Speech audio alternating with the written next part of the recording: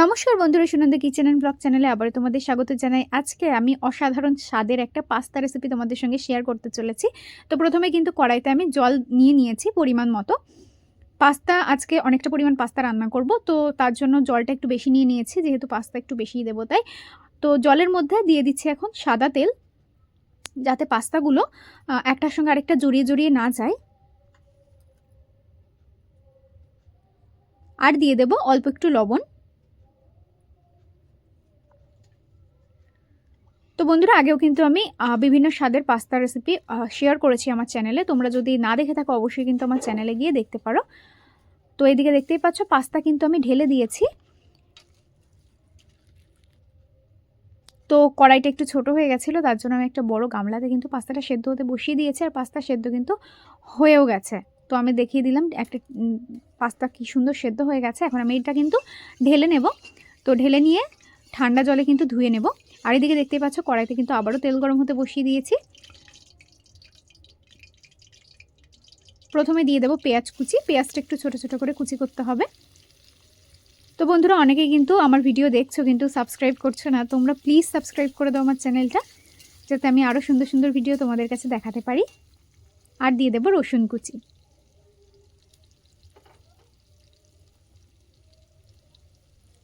এখন আমি দিয়ে দেবো পরিমাণ মতো লবণ। লবণটা কিন্তু বুঝে শুনেই দিতে হবে, যেহেতু পাস্তা সেদ্ধর সময় কিছুটা পরিমাণ লবণ ব্যবহার করা ছিল।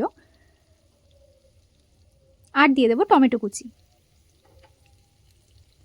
তো এই পাস্তা রেসিপিটা বানাতে গেলে কিন্তু টমেটো কুচি দিতেই হবে। টমেটো কুচি দিলেই কিন্তু তবে এই পাস্তাটার স্বাদ খুব সুন্দর আসবে। এখানে টমেটোটা দেখতেই পাচ্ছ খুব সুন্দর করে গলে গেছে এবং পেঁয়াজটা রসুনটা খুব ভালো করে ভাজা ভাজা হয়ে গেছে। এখন আমি ডিম দিয়ে দেব। ডিমগুলো ফাটিয়ে ফাটিয়ে কিন্তু একবারে ডাইরেক্ট কড়াইতে দিয়ে দেব।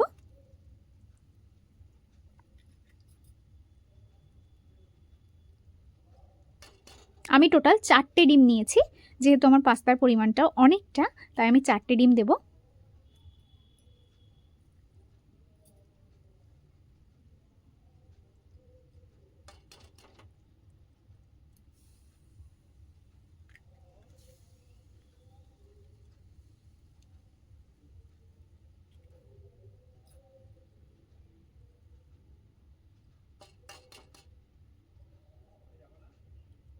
তো এটা দিলেই 4টে ডিম কিন্তু আমার দেওয়া হয়ে যাবে। এবার খুব ভালো করে কিন্তু ঝুরি ঝুরি করে ভাজা করে নেব।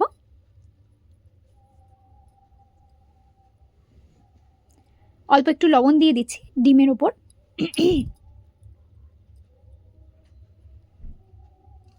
এবার কিন্তু ভালো করে ঝুরি ঝুরি করে ভাজা করে নেব।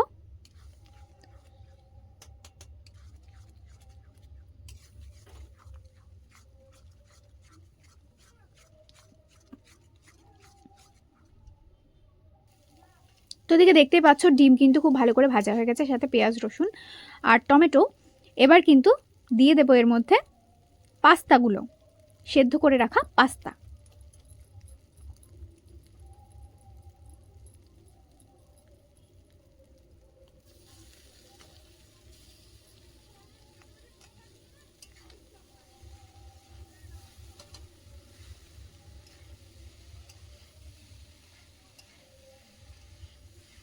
ভালো করে কিন্তু মিশিয়ে নিতে হবে প্রথমে একবার।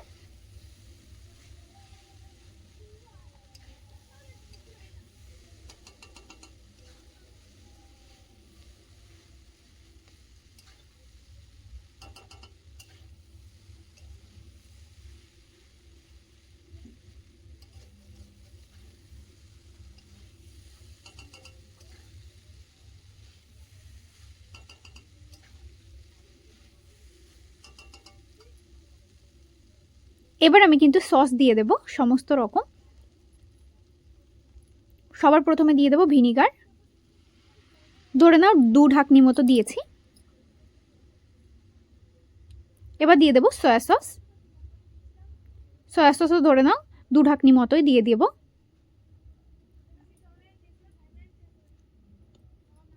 দিয়ে দেব গ্রিন চিলি সস 1 ঢাকনি মতো।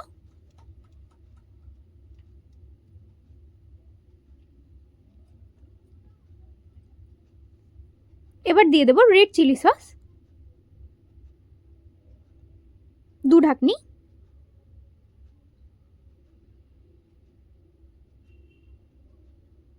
এবার দিয়ে দেবো আমি টমেটো সস। টমেটো সসটা একটু বেশি পরিমাণেই দিয়ে দিচ্ছি। এবার কিন্তু খুব ভালো করে মিশিয়ে নিতে হবে।